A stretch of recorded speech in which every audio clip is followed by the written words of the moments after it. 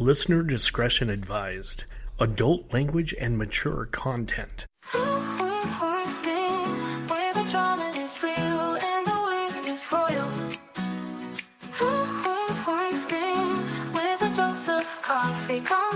Welcome, everybody.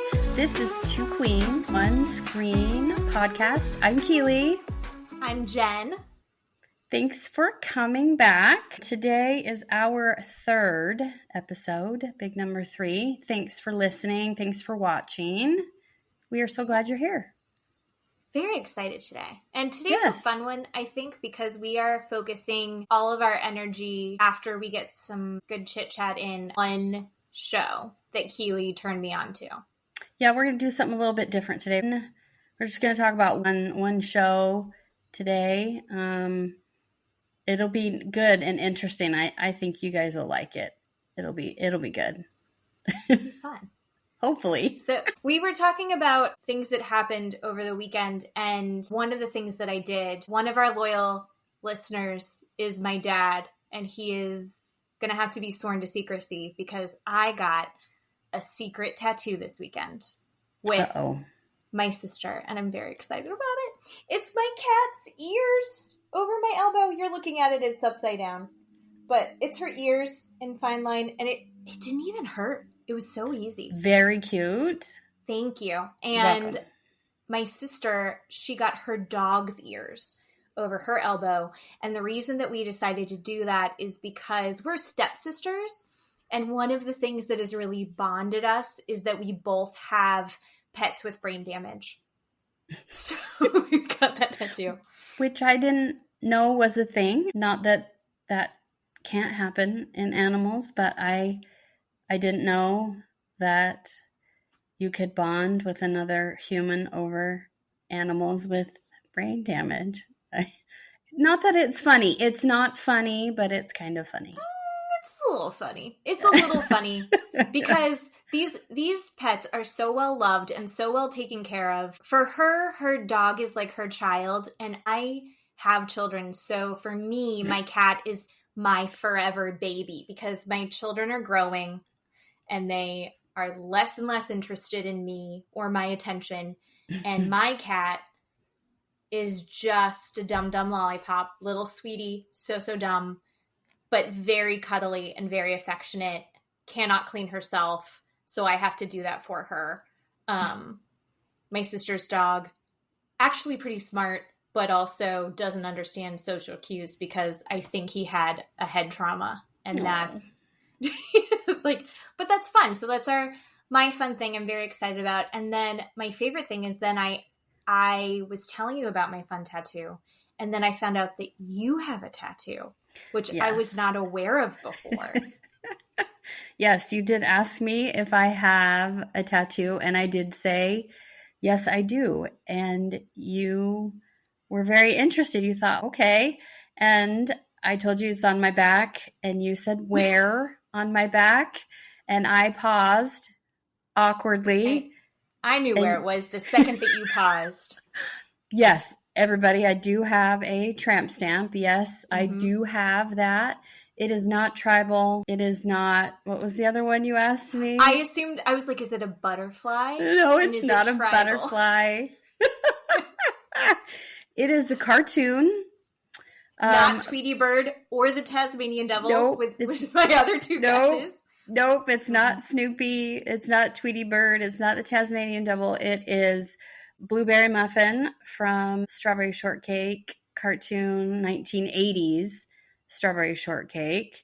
And Blueberry Muffin was my favorite character growing up as a kid.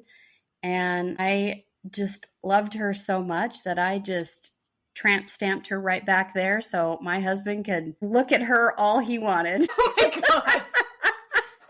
How old were you when you got her?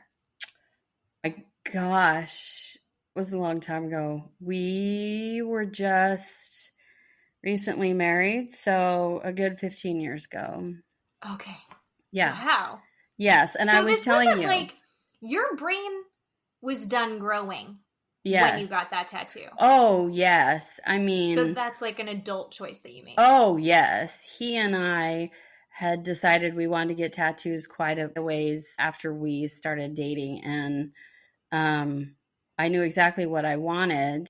I got it a little bit smaller than I want right now. And I was telling you, I want to get it redone. I want to get her a little bit bigger, and I want to add Custard, her little kitty cat, next to her.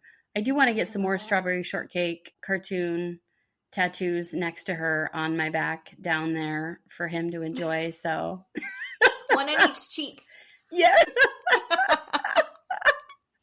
But yeah, that's what I do have. I really love tattoos. I have an addictive personality, so I could probably get a lot more of them, but I don't. I have a bunch. I have one on my foot. I have one on my shoulder. I have one on my hip. The one on my hip, my sister, I was 19. My little sister ratted me out to my dad. I was working at the spaghetti shop where it was like a fast food Italian place where they served spaghetti in buckets. Like literally it was like a bucket that you would take home and flip over, and it was awesome. The sauce was on the bottom, then you'd flip it over and it all. You don't feel fat at all. It's literally buckets of pasta. And my dad picked me up and he was like, show me the tattoo. And I was like, fuck. And then I was like, listen, Dad, let me tell you. Like symbolizes, there's stars, because everyone's first tattoo, if you're going to get a lot of them, is like stars. Sure. It's like stars, and they represent my siblings. And it's on my hip, and if I get pregnant, it's not going to stretch out. And also a bathing suit covers it. Like it's for me. And I remember Dad going like, I like this like responsible choice. And I'm like, I got a tattoo, and your response is like, oh, responsible. Oh my gosh. But Dad was very chill about my tattoo, actually. And I did get pregnant, and it didn't stretch out. Awesome. My stomach is ruined, so no one wants to look there anyway. But my tattoo didn't stretch out. Yeah. Yeah, that's why I like mine on my back. It didn't stretch out, right? You know, I like the placement of it. It looks really good. I mean, I don't think the tattoo artist did a bad job. I think it's just a little bit smaller than I would like right now. I just want to get it a little bit bigger. I want to have it redone. A little more going on back there. Yeah. Yeah. Well, do you want to get started? I do. I think this is going to be interesting because this is more in your wheelhouse of documentaries that you've watched, and you told me about it, and so I've watched it over the last few days. Netflix, The Manhattan Alien Abduction. Yes. Which is super interesting because for me, as someone who's not really in the scientific phenomena of like UFOs, it's not something that I've really followed before. They are like, you're fully immersed in the culture of the people who not only like believe in aliens, but people who say, I've been abducted, this is my story. And it's not a thing they're putting on. This is genuine group of people that will need to talk about it. And I thought that was kind of an interesting perspective that I hadn't been shown before, because most alien abduction people I've seen are like bits on SNL. Yes. And this is not like that. This is a 3-part series. And this was claimed to have been, how did they phrase it? The most well-documented alien abduction in the 1990s. I mean, technically they say it happened November 30th, 1989, but it stretched for 6 years. She claimed it went on for 6 years. When I say claimed, there are 3 people in this documentary. Bud Hopkins, who's the investigative writer, reporter, individual. Carol, his wife. And then Linda, who is the abductee. So Carol and Linda, there's a big struggle between the two of them throughout this 3-part series, that Carol, every now and then, she sees some red flags with Linda's story and looks into it here and there and tries to tell Bud, and Bud doesn't really believe her. So that's why I say claim to be abducted, because there's a lot that goes into it with her story. So they start you out with Bud. They introduce you to Bud. Bud's very interested in alien abductions. So he takes the group of people that come to him about being abducted by aliens, and he makes them feel welcome. He has them come to his house for group sessions to be able to feel welcome and not alone and weird, right? They come to his house, they talk about their experience, they go under hypnosis with him each individually and talk about their abduction. And so they go over that with each of these people. It has an assistant, Peter, who they talk to quite a bit, and he is really into all of this as well. I thought it was very interesting. Bud Hopkins is such an interesting guy. He's super well educated. Yes. He's so just charming and warm. Yes. And creates this community for these abductees. Yes. That lets them all come together and talk about their experiences. And he uses that, and he writes a book, or several books he writes about it. But it's very well researched. It's almost therapeutic what he does for these people. He puts them into hypnosis, and the hypnosis part I thought was kind of bizarre, because they kind of go into this state, all of them forget parts of their abductions, and he's able through hypnosis to bring those things out for them. Yeah. Which was super interesting, because they all had very similar experiences of the abduction or responses to the hypnosis. Yeah, and it's interesting because really the only way that you can, I don't know, get these stories maybe out of these people is through these leading questions, right? He has to give them the answers almost to get it out of them. Do you see what I mean? Oh, 100%. And that's why people are questioning these hypnosis sessions, because they see him as completely leading them, and they're not telling the story, but he is. It's very questionable. I think hypnosis itself is a little, although I have a friend who did like a hypnosis for past life regression. Sure. I think is what it's called. And she told me about it a couple of years ago, and she said that it was, one, a very personal experience, but also just a very intense experience, and that she was literally transported into a field, and she was physically there. It was so incredibly real. And I would say that I'm very much a skeptic of all of that, but I think it's really interesting, and if my friend says that's real, she's not someone who would just like fuck around with that stuff. I believe her. And the process that he goes through with these people, you're watching it and you're like, they're kind of faking it. But sure, it's people that I don't think would typically be saying these things. You know, it's not cuckoos or people looking for a lot of attention. It seemed like people who were like genuinely distressed by their experience, and he's kind of helping them. He takes one of these people on talk shows. They go, I mean, this is the late 80s, early 90s. He goes on Phil Donahue, Oprah Winfrey, Geraldo Rivera, and they talk about Ricky Lake. Right. They talk about these alien abductions, and people just mock them. They openly laugh at them. They mock them. I mean, it's not, these people are completely, I don't know. Why would you do that on purpose if you're lying? You know what I mean? Not that I necessarily personally, it seemed kind of weird and hokey to me also watching these hypnosis sessions, but these people truly believed that they had been abducted by aliens, believed these people, so they went on these talk shows. It was really serious to all of them. So ultimately, you see in episode 1, Linda reads one of Bud's books. She writes him a letter and says, I think I had an alien abduction experience.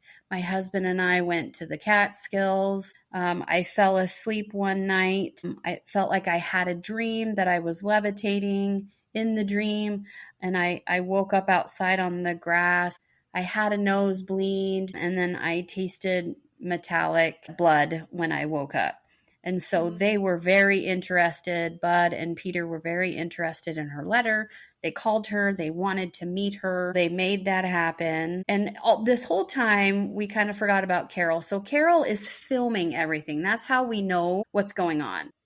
Mm-hmm. Carol is filming everyone. She's filming all these people having these hypnosis sessions. She's filming Bud calling Linda. She's constantly filming everything that's going on. She has a scientific documentary background. She's super well educated. She's created documentaries for PBS. She's done a lot of independent ones. Very scientific method, very diligent, very matter of fact. And so the fact that she is so scientifically minded, it was very interesting to me that as she's going through this and she meets Bud, they hit it off.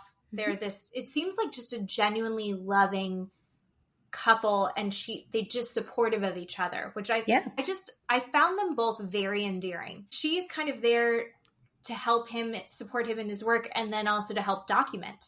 Yes, the whole time. So they meet Linda, they have these interviews with her, and then Linda goes home and looks in the mirror one day and notices that she has this bump on the right side of her nose that she hadn't noticed before, tells her husband. So Linda is a mom. She has 2 young boys. She is married. She tells her husband, look at my nose. I don't know what's going on with my nose. And he says, well, you should probably go to the doctor and have that checked out. Goes to the doctor, gets an x-ray. The x-ray comes back, and there is this image on her nose of this swirl or this spiral thing.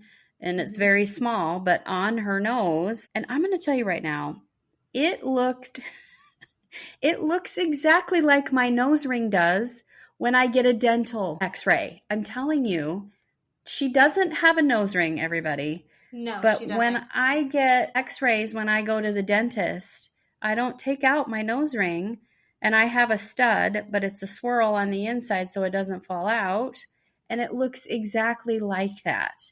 Yeah, I could see that. It's very weird. It's high. It looks high. And the thing about Linda is, this is the early 90s. Yes. She lives next to the Brooklyn Bridge in an apartment condo building. She's very ordinary in a lot of ways. Like, she's a mom. I think she's a stay-at-home mom. I think so. Takes care of her kids, takes care of her husband, takes care of the house. She is charming. She's interesting. She's very pretty. She's like 40-something. Oh, she's yes. Early 40s when this happens. Immediately, what everyone says is, the camera loves her. She looks great in front of the camera. She carries herself really well. She tells the stories. It's kind of amazing that as they start documenting, they're like, oh, this is great. So they form kind of a closer relationship more quickly, because her experience fits right in with what Bud had been saying. He's doing the hypnosis. She's letting him put that on camera. She and Carol hit it off, so they become friends. It's not like she had been part of this group of people before. She's just a New Yorker mom. They're very protective of her. Yes. Very protective of her. Yes. And it was a very nurturing dynamic for her that they created.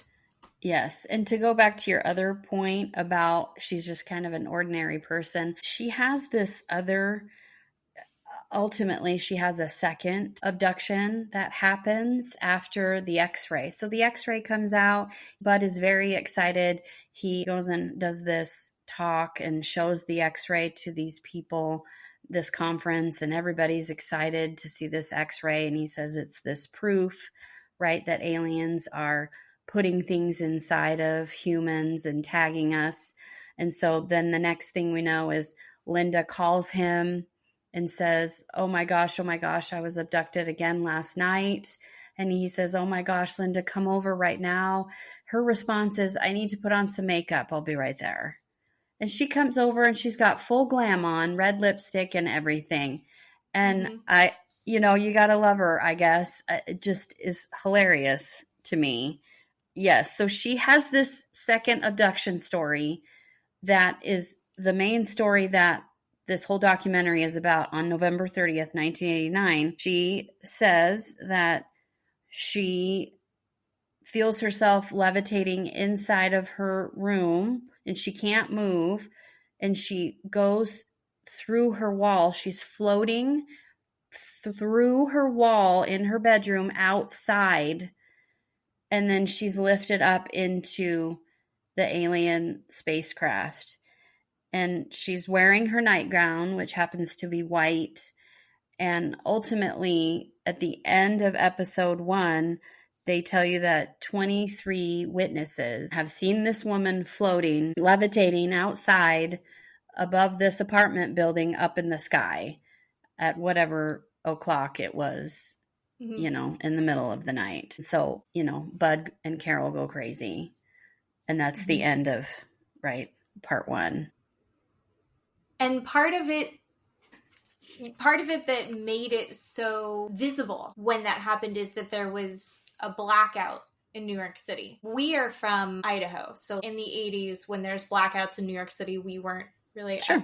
I don't know anything about that, but that was something that did happen occasionally. But people are seeing it. They show maps. People are on the bridge driving and they see it. People are looking out their window from their apartment and they see it. So it's the most credible and most documented case of an alien abduction that they've ever had. So of course, Bud is like over the moon. Yes. That he's got this. Yeah. So they talk to all of these people about all these witnesses. They have a newspaper delivery man. I think he was the one driving over the bridge. They have a person inside her house that's looking through her curtains, another elderly woman inside her house. They talk about how Bud wants to take all of these things and make a book. He keeps saying, I've got the x-ray, I've got her story, I've got these witnesses, and this could be a book, this could be a movie. I think this could be great. And Carol the whole time is thinking, okay, this is okay, but this is just starting to sound too real. This is just too perfect. Right, too perfect.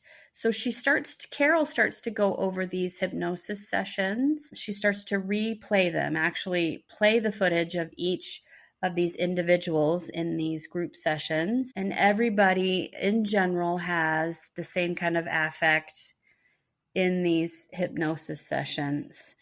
And then they play Linda's. And Linda's is different. Linda doesn't talk differently.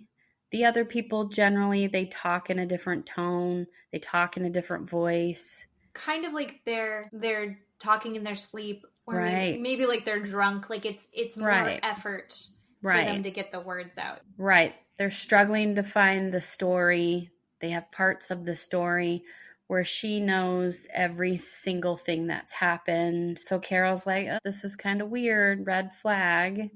And then Linda starts to become paranoid. We're not quite sure what's happening.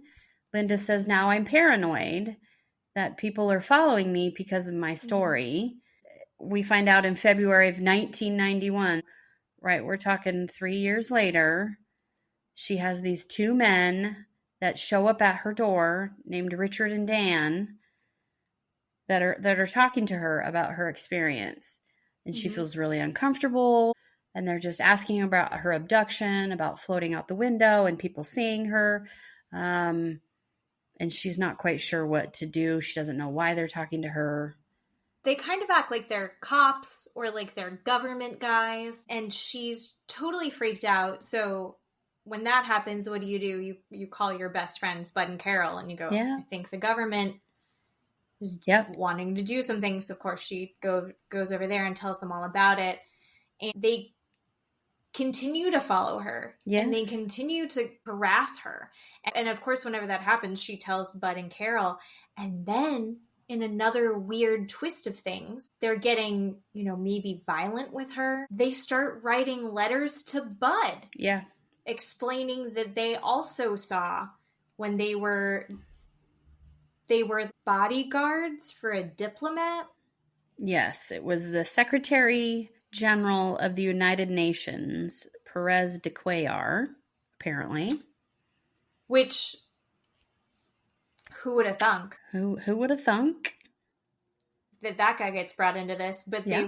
they were bodyguards for him. They all saw her floating that night of the blackout in November. They're freaked out about it. Plus, the government doesn't want all this coming out, and it just keeps getting more and more intense. So I think anytime that, as Carol was becoming more skeptical about it, and as it's getting more public, and Carol, who has, again, a very scientific method to this and has a questioning mind, she sits there and wants to ask questions. As that's all happening, no one really gets a chance to scrutinize it because suddenly the ante's been upped by all of this drama. Right.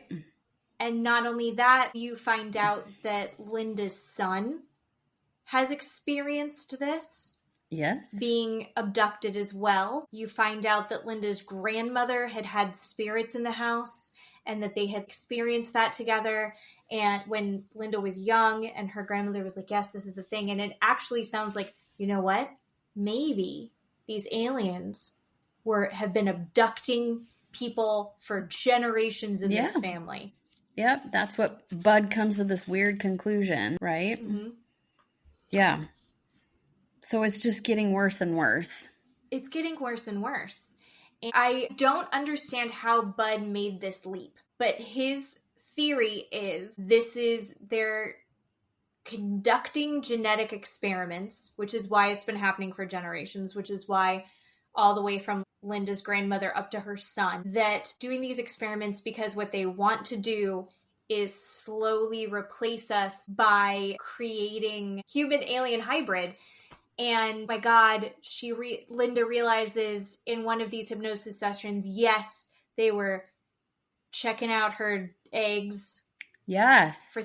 I don't understand where he made that leap from. Yeah. But that's where they ended up. Yeah. So Johnny's story was that Linda woke up and she went out into the hallway and her two boys and her husband were standing in the hallway with their nose bleeding, and her son had said that there were aliens in the house, and Linda said she was just in shock and frozen and couldn't do anything to help anybody. And so that was his story, that he had seen her son, 3 or more aliens inside their home. And Carol was concerned that Linda was coaching her son into saying these things, and Bud said, what child makes up a story? Children don't make up stories. Children don't lie. Which lets you know that Bud does not have children. Right. And they said that at the time, Johnny was 9 years old. Let's raise your hand if you know a 9-year-old that hasn't lied ever. Anyway, but Bud does this interview with Johnny. There's a lot of pauses. There's an audio interview and a video interview, right? He pauses a lot, looks to his mom and says, oh, no, wait, that's not right. It was this. There's just little things like that Carol says, oh, I'm not quite sure if he's telling the truth or if his mom had coached him. Carol was just really concerned. And Carol is really leaning towards that Linda's whole story is a hoax. She just is thinking, I think this whole thing is made up. I think she read Bud's initial books from the beginning, knew what he wanted to hear, and has kind of played this whole thing out for him for attention. And so then part 2 stops where filmmakers are asking Linda, do you think Johnny will talk to us? And she says, I don't think so. And so Johnny is grown up. He's an adult. And then episode 3 starts, and there he is willing to talk, but he's all in shadow. He doesn't want to show his face. So episode 3 starts, and he starts telling his story, and he says, yeah, the whole thing is true. He did see aliens that night. And he saw him in his house, and he ran to go get his mom, and she was completely frozen and couldn't do anything about it. And he didn't know why she didn't move. And he's been in therapy ever since, trying to get over it. He's not quite sure what to do with this information. Doesn't talk about it, doesn't tell people about it, doesn't really want people to know. When we start seeing him in silhouette and he's talking, Linda has a flair for the drama. Yes. And the way that this documentary is made, they do a lot of reenactments, and Linda will play herself, although Linda is significantly older now. Yeah. She's always smoking and has a red lip, and just, yes, she's, even back then, she was so chic back then, and that all came together. And you see her son, you don't see him, but you see his silhouette, and he's very dramatic, and he's talking about, thank God my mom got me into therapy then. This whole time, Carol's going, I think she's lying, and I think she's messing up her son. And Bud is like, how could you say that? No mother would do this. No kid could make this up. She's, Linda, street smart. She's an intelligent woman, but she's not educated well enough. She's not interesting enough. She couldn't have planned all this out this far in advance and all of these different moving parts. There's no way she could have achieved that. And you have Linda going, I'm just an ordinary person. I don't know how anyone could think that I'm anything special. And I don't know. I think poor Carol, Bud's wife, going, what the hell is going on here? I look at it, and of course, I'm like, are they having an affair? And they don't ever even allude to that, but I felt like there's a picture where she's sitting on his lap. Yes. That felt weird to me. I thought that too. Finish this going, I would love to hang out with Linda, not because I really like and respect her, but because I think she'd be a really fun time. Who knows what wacky things will come out of her mouth. Carol, I left that having a real respect for her. In the third episode, they start talking about her history, which, again, love occult. And you learn that Carol was brought up in this very strict religious community where you were not to question. You believed the Bible. You do not watch TV or listen to the radio. You don't talk to outsiders. You have it was a very insulated community. When she's in school, she starts to question things more. And she's like, well, what about this? Or what about this? And that was considered offensive. Yeah. And so when she questions anything in the Bible or anything about how they do things, when she turned 18 and she was talking to her dad was like, you're out of the family. You're kicked out. And she was cut off from everyone. And then she throws herself into her education and academics and her work. So as Bud's starting to really just focus in on all of Linda's story, and he's going to make a book out of it, and then they're going to make a movie out of it, and he's getting all these accolades, and it's a perfect setup for him. You know, Carol's like, I don't think so. It just doesn't feel right. And that, I think, is, for me, the most interesting part of this story. Yeah. Is Carol seeing Bud in a totally different light from this inspiring, academic, warm, caring guy into this, don't question this, which is so triggering for her, which I thought was super interesting. Yeah, he ends up writing a book called Witnessed from Linda's story. And like you said, he's in the midst of making a movie out of it. And like you said, Carol goes online and posts this huge story that says the whole thing is a hoax.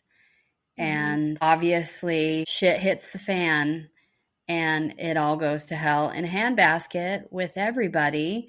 And, you know, she says, I know this is bad and Bud can't come back from this. I know he can't, right? He wrote this book.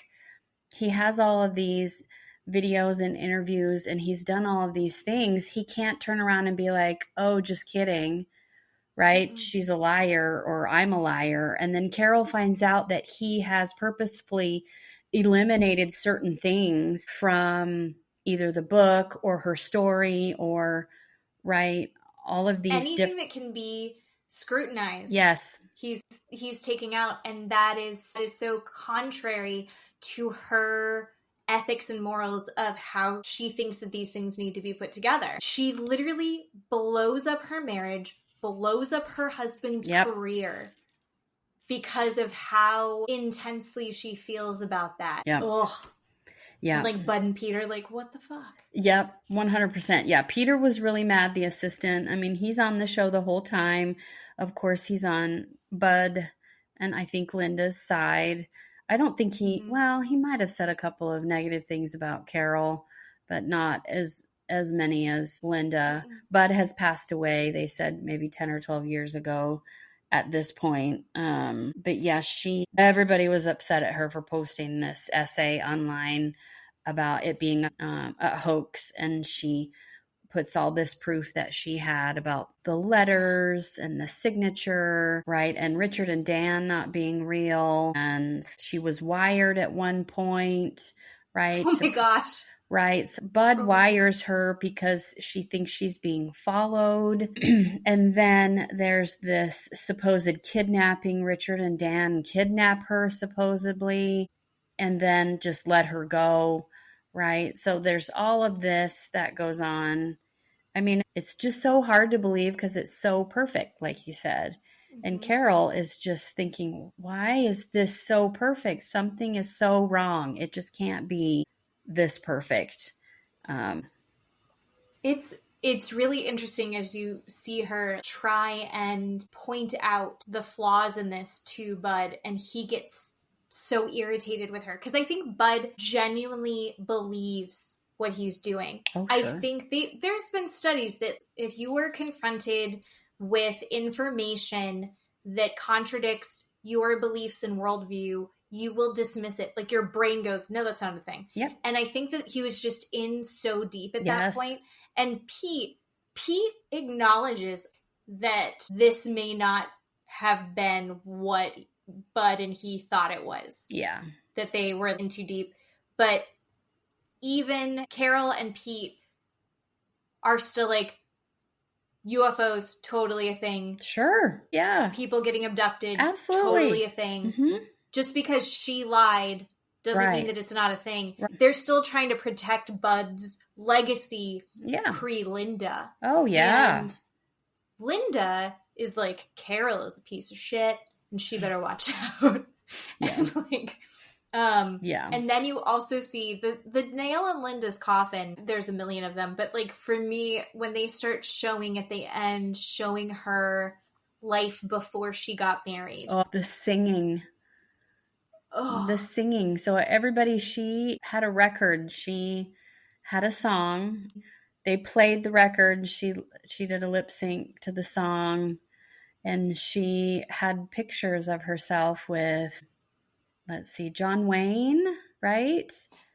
And who else? Mia Farrow, and another actor maybe. So she was out there. She had a record that was a hit. It wasn't something that I immediately recognized, but she looked so good.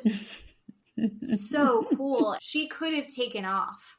Sure. She could have had a career. Yeah. I honestly think that she definitely had the presence and the charisma to have some kind of life like that. But she had been raised by a mom that was like, you get married so you can have kids, so you can be a wife and mother. That's the ultimate goal. And so she did that instead of having this. It seems to me that she did all of this because I think she was yearning for some of that celebrity. I mean, she was interviewed all over the place. She was on all the TV shows. She would go to the conventions with Bud. I mean, they interview her husband maybe 3 times or something. He seems like a normal, sweet little guy. But, you know, Linda says it. I met my husband. We fell in love. I had a singing career, and it was either my career or a family. I chose a family, and she said something like, I had to choose a family. And it was very, I don't know, it was really weird and kind of triggering to me that she said I had to choose a family. She couldn't have both back then, apparently. And he said something to the same effect of that. He said, yeah, you know, she had a career and now she has a family. Nothing to the effect of, you know, she was really good at that, or I'm really sad that she didn't do that, or maybe she could have done both, or any sort of empathy for her, or she did a good job, or any of that. It was, no, she needed to, be my wife and be the mother of my kids. It was very gender specific. Yeah. And they gave her the accolades that her family gave her were because she was such a good mom and such a good wife. That was the only thing. Yeah. It was kind of depressing. But that's where it ends. It just kind of stops. They don't really have kind of closure. I don't know. I mean, Bud is gone. Carol blew everything up. We got to see or hear Johnny say, yeah, that actually happened.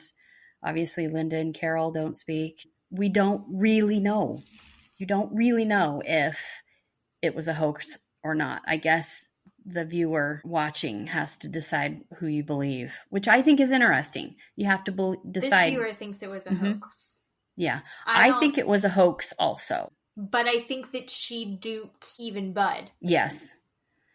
Yes, I agree. And again, not to discredit any other people that believe that, they were abducted by aliens, like you said, like the other people that he was doing genuine work for before he met Linda. Mm-hmm. Not to discredit any of those people, but it just kind of ends. The show just ends and that's it. It was really good. You should watch it. It's really good. It's, they're an hour long a piece, so it's a 3-hour show, but it's really good. I liked it. It's entertaining. Yeah, it's entertaining. So do you believe in aliens? I struggle with that. I want to say I do believe in aliens. That said, I am not one to walk around looking for them. I don't think that when I see something in the sky that it's an automatic UFO. I don't know how to explain it. I think what I see on TV, people that say I videotaped a UFO and then somebody's like that was a balloon or it was a bird or something like that. I tend to believe the second, right, that it was a balloon or a bird or something like that.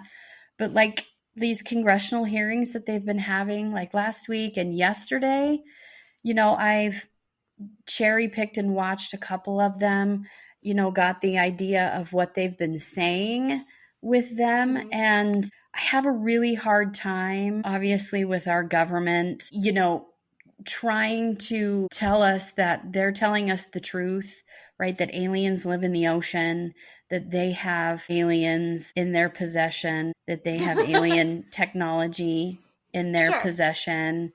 Other countries have the same. Other countries have alien technology in their possession, and they're reverse technology trying to figure out how these things work. And they're doing this race to figure out which country can do that quickest. Okay. I have a hard time believing all of that because our government lies to us so much all the time. Why would I believe you right now? Why? Well, and we could look back on when they found things and who knows what's actually been discovered and what are they. So I don't, here's what I think.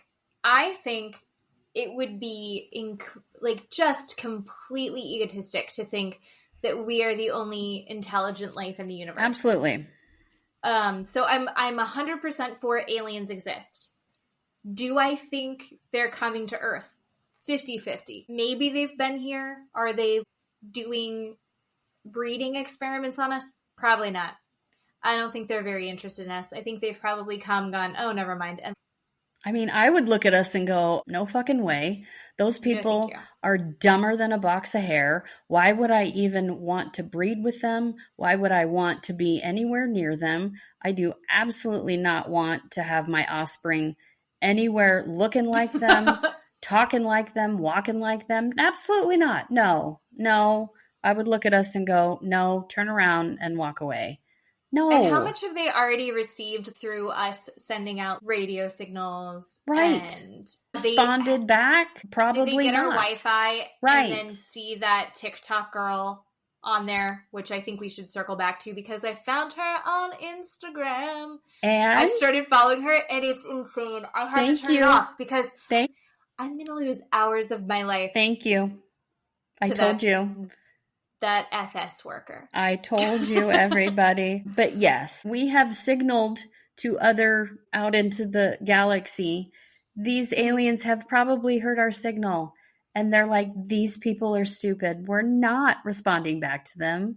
You know they've heard us. They're not responding back to them. No, they're not. We sent something out there. I don't remember what it was. Was it like whale sounds? Sure. I don't know. This is what I believe. I believe actual people stories over government stories. And honestly, because the government has everything to lie about. And I don't believe a pilot. I don't believe a naval officer. I don't believe any of y'all.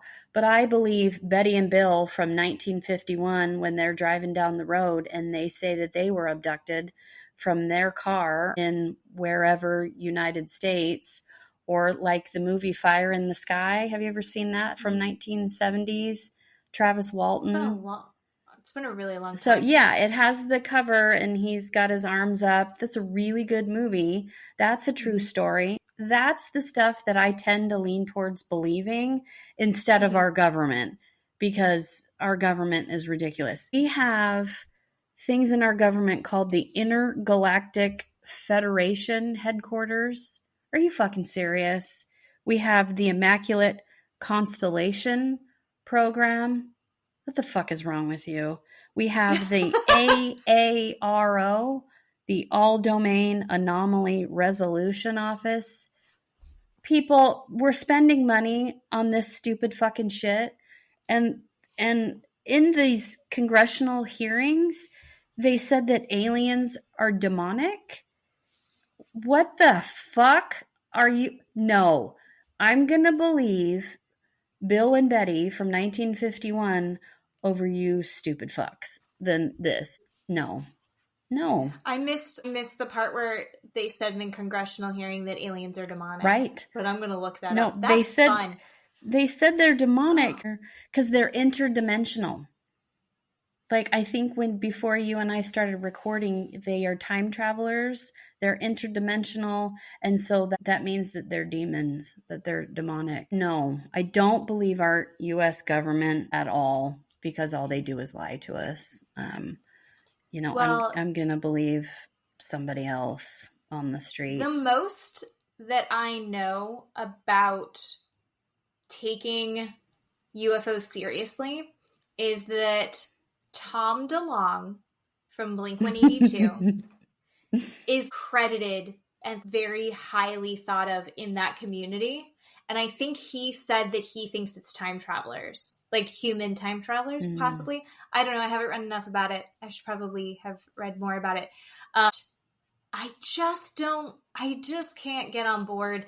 And I think because it's so high level, I'm not a religious person. I wouldn't even consider myself really a spiritual person, if we're being honest. I believe that if it's something beyond my ability to know, and so I'll just go, maybe it's a miracle. It's something not for my tiny human brain in Florida to have to figure out or worry about. It's something miraculous and above me. And so maybe it is demonic because it is interdimensional, but those are so high concept that I'm just going to wash my hands of it. Yeah. But it's so high concept that the United States government has to spend millions of dollars looking into, lying to us about, and then saying in an open hearing for the entire world, I can't talk to you about that. I could talk to you about that in a closed session. Well, then why the fuck are we here? If you can't answer my question, because that's mostly what this 2-hour hearing was, all these Congress people asking them all of these questions, and they would say, no, I can't answer that. It has to be in a closed session. Sir, then why the fuck are we here? You know what? It was a big waste of time. It was really annoying, but that was super interesting. And also I found out about this other alien phenomena called alien phone calls. Apparently they can call you on the phone. Did you know that? I got Santa to call the boys on the phone. Listen. Once. No, I did not know they could okay. Seriously. No, I'm obsessed with this.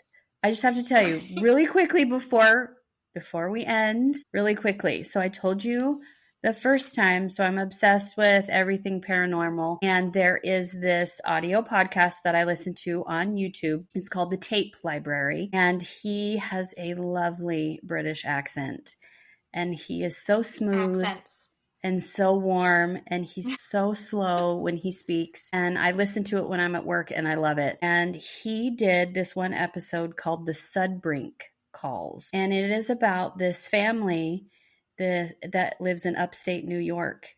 And one of the family members, Gary Sudbrink, received phone calls in the early 90s, the same time that this Linda was being supposedly abducted, right, from Manhattan, our Manhattan alien abduction. Mr. Gary Sudbrink was receiving alien phone calls to his home in New York, and he recorded them.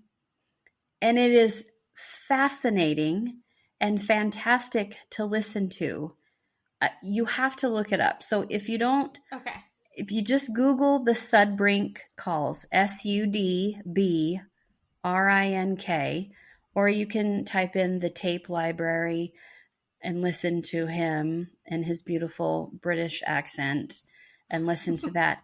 It is fantastic. And they call Gary and they basically say, when are you going back to Texas? Because Gary is visiting his family in New York and he lives in Texas. And Gary's like, what are you talking about? He thinks his brother Steven is pranking him. He's like, Steven, shut the fuck up. He's like, when are you going back to Texas? But the voice is very slowed. It's very kind of garbled, kind of like if you were to record like we're recording now, and then you slow it down and it sounds really warped. That's kind of what it sounded like, but it wasn't a conversation. So Gary would ask the person on the other line actual questions like, who are you? Where are you calling from? And this thing would just repeat these same things over and over to him, like to be contacted, to visit the many, beware, right? Are you back from Texas? Keep eye on the sky. Like he just kept saying these things over and over. And he had 4 phone calls with this man 2 nights in a row.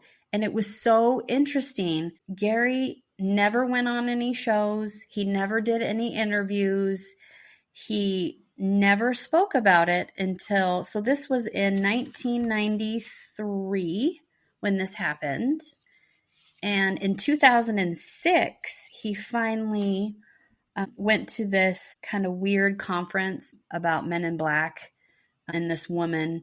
And he gave this woman that did this presentation on the Men in Black his copy of his phone calls and said, here you go.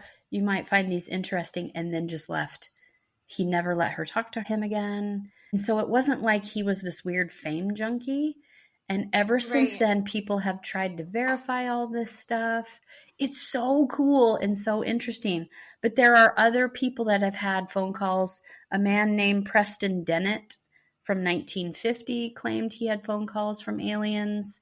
The whole Mothman event in West Virginia, John Kill, he had phone call from Indrid Cole. Like, this is a thing. I think it's really fascinating to look into. So anyway, everybody go and listen to the Tape Library. I love him and his accent. But the Sudbrink calls are really cool. I just wanted to mention I had never heard of that before. So how did he surmise that these are aliens? So his father and his uncle are very into aliens. And his father was saying on the other line, so way back when, it was a landline, everybody. It had a line, right, with a cord, and another person could pick up another phone and you all could talk at the same time. And he's listening, and he kept saying, that sounds like an alien. This is an intergalactic person. Are you an intergalactic person? So his uncle and his dad had visited an observatory in West Virginia that apparently is very famous it collapsed in 1988, and it was rumored that aliens attacked it. Right now, It's a big part of the Breakthrough Listen project for signals out into the galaxy to listen. And they believe that this phone call was from an intergalactic person. They never said alien. I like how they use the word intergalactic person. Very PC. Yes. And Gary had the year before, when his brother Stephen was getting married, Stephen actually had an experience when he was driving to his own wedding. He said he saw Gary driving in Gary's car. So he was driving on the road. Gary was driving next to him, and then the lane next to him, just kind of staring at him weird, looking at him for a really long time, not watching the road. And Steven's like, "What are you doing?" Waving at him. And then Gary sped off. They get to Steven's wedding. Steven confronts Gary, and Gary's like, "Dude, my car is in Texas. I don't know what you're talking about. I just got here. That wasn't me." And so part of these phone calls was the person on the other line to Gary was saying, "They're impersonating you. You need to be aware they're impersonating you. There's double of you. People are impersonating you." And then at the wedding, one of Gary's friends, Mike, says, "Why did you call me? You sound so much better." And Gary's like, "What are you talking about?" And his friend says, "Dude, you called me and you said all of these things, but you sounded really weird." And Gary's like, "I haven't called you. I haven't talked to you until now." So he had all of these weird experiences where people were impersonating him. It's just a fascinating story. It's really cool. I really liked it a lot. Maybe they are among us. Anyway, so yeah, that's my 2 cents for those two. Those things, you go look it up, go listen to them. It's really good. They're really good. Cool stuff. All right, so that's our show this week, everybody. Next week is Thanksgiving. We're going to do one next Thanksgiving? Sure. Maybe. Why not? We'll think about it. I'm around. We're around. Why wouldn't we? We're around. We're always here. We're here for the people, right? We're here to give. We're here for you guys. We're here for you guys. We're givers. You guys should be thankful for us. Yes. You're welcome. We're thankful for you. We want you to watch. We want you to listen. Tell your friends. We're here for you, boy. Okay. All right. See you next week. Thanks, everybody. See ya. Next week. Bye. Bye.